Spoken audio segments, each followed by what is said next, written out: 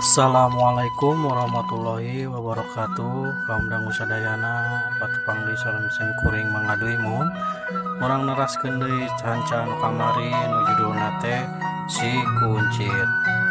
Kaum dangu sadayana yuk urang kupingkeun kumaha jujusan carios si kuncir ieu. Sok yuk.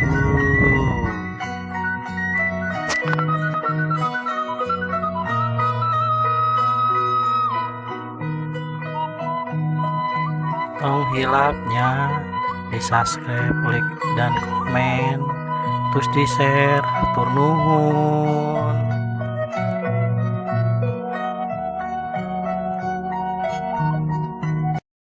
Ari ki justo langsung udang bari mesatkeun bedogna nu maksudna mah rek nyabet beung si Aki. Ya.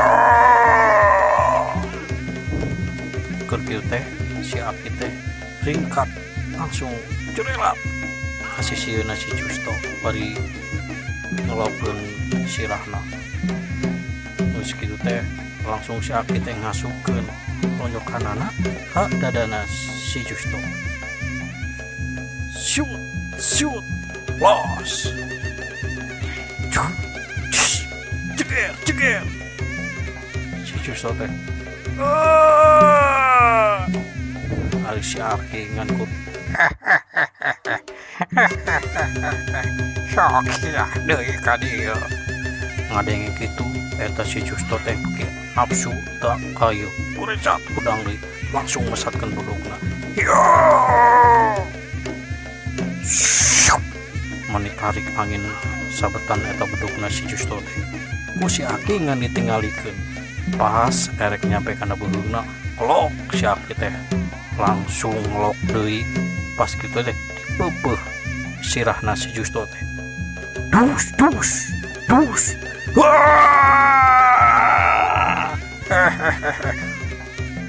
Justo teh langsung udang bari ngimprit lumpat mani tarik pisan ninggalkeun si Aki.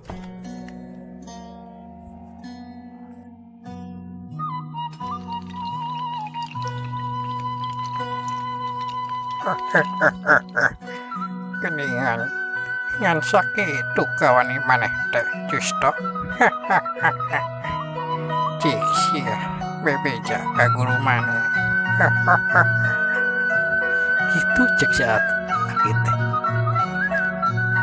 Pas geus kitu kolotrak aya nu mokakeun panto ret ku si Aki teh nya eta aya hiji budak si Aji teh langsung keluar bari nyampeurkeun si Aki. Wah, maneh hebat ki. Pisaan euy gelut maneh. Gitu cek si Aji teh nanya ke si Aki. Hari si Aki nyankur seuri ditanya gitu ku si Aji teh. Maneh keur bisa uyak hayang kos Aki teh. Mun maneh hendak diajarna. Saatu kin werek ngajarkeun urang. Da urang mah teu boga guruna euy. Mun maneh dek diguruan kurang mah urang daek lah. Diajar kos maneh kitu. Satuju teu ki.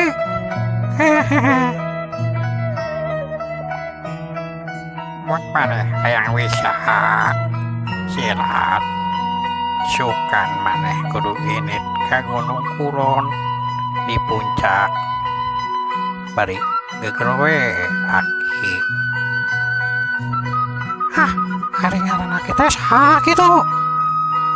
Uyang ngaran Aki teh Ki Adot. Saha ki? Ki Adot. Oh, Ki Adot ngaran Aki teh. Sukan ku Aki ditungguannya. Ayeuna mah Aki erek ini heula homat eta buku nu tadi ku Aki titipkeun teh bawa isukan ulah bebeja kasasahanya kainung managan ulah bebeja.